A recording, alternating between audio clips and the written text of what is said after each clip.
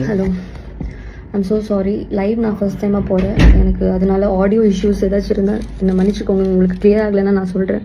இந்த விஜயகுமார், நான் இப்போ I was actually sleeping I was completely last. Emotionally நான் ஃபுல்லாக லாஸ்ட் ஆகிட்டேன். என்னோட ஃப்ரெண்ட்ஸ் தான் இங்கே இருக்காங்க, எல்லாருமே இருக்காங்க, ஃப்ரெண்ட்ஸ் எல்லாருமே இருக்காங்க. எனக்கு ஃபேமிலி சப்போர்ட் இல்லை. Because I am a very good student. நான் வந்து academically I'm very good. So they want me to pursue UPSC. So அவங்க வந்து இதுக்கு சப்போர்ட் இருக்க மாட்டாங்க. இந்த விஜயகுமார் கால் பண்ணி அவங்களோட கார்டியன் வந்தால் சொல்கிறேன், நீங்கள் யார் சொல்ல ஃப்ரெண்டா, நீங்கள் 11 o'clock ஏன் கூப்பிடுறீங்க இப்படியெல்லாம் சொல்லிட்டு மிரட்டிட்டு இருக்காரு. என்கிட்ட ஃபுல் ரெக்கார்டிங்ஸும் இருக்குது. ஃபோனில் நான் ஃபுல் ரெக்கார்ட் பண்ணியிருக்கேன். நான் வந்து ஆக்சுவலி அதுக்கப்புறம் நான் கால் எடுத்தேன். நீங்கள் தான் ஃபர்ஸ்ட் என்ன அப்ரோச் பண்ணீங்க, நீ தான் என்ன ஃபர்ஸ்ட் அப்ரோச் பண்ண. அப்போ உன்னோட ரெஸ்பான்சிபிலிட்டி தான். ஏன் இது பண விஷயமா வந்து இப்படி ஏன் என்கிட்ட பேசுறேன்? பண விஷயமா? லுக், எனக்கு உன்னோட பணமும் எதுவும் வேணாம். நான் நேற்று ஏன் கால் பண்ணேன்னா, நான் ஒர்க் பண்ண பணம் ஏன் எனக்கு கிடைக்கல, அது கால் பண்ணி நான் கேட்டேன் கேஷியர். அப்போ கேஷியர் அது இது ஏதோ சொன்னாரு. பிரவீன் சார் வந்து நான் வந்து அன்னைக்கு பிரவீன் பேனட்ட பேசினப்போ விஜயகுமார் தான் ரீசன் சொல்லிட்டு அவர் சொல்லிட்டு இருந்தாரு. So that's the only reason I talk to you. And நீ கொடுக்கறது எனக்கு பிச்சை இல்லை. நான் வந்து இப்போ நான் நடிக்கிறேன்னா அது என்னோட டேலண்ட், என்னோட ஸ்கில். நீ எனக்கு கொடுக்குற பிச்சை இல்லை. Vijaykumar and Nakshatra, for your kind information, I will not talk to you like this. நீங்க இப்படி ஒரு சிச்சுவேஷன்ல இருந்தா I will never talk to you because I have emotional intelligence and I know what women is going through in this industry. So please don't take this silly. At least talk with some dignity. இப்படி சீப்பா behave பண்ணாதீங்க.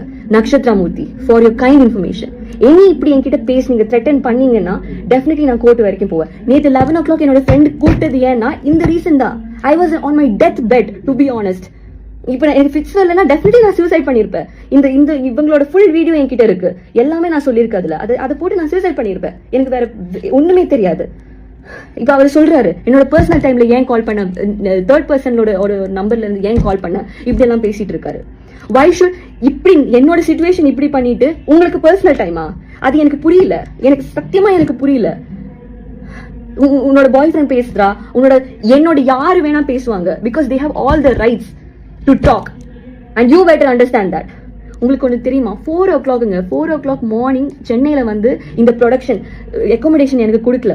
4 o'clock முடிஞ்சு நீ பிரியா வீட்டுல தங்கிக்கோ, நீ சுனிதா வீட்டுல தங்கிக்கோ சொல்லிட்டு இருந்தாங்க. கேவலமா இப்படி என்னால வந்து பொறுமையா இருக்க முடியும்னு எனக்கு தெரியல. இப்படியெல்லாம் சொல்லியிருக்காங்க. அது இல்லாம நிறைய இதே மாதிரி இன்ஜஸ்டிஸான விஷயங்கள் என்கிட்ட வந்துருக்கு. இப்ப த்ரெட்டனிங்கா மெசேஜ் வந்துட்டு இருக்கு, மெசேஜ் கால்ஸ் வந்துட்டு இருக்கு.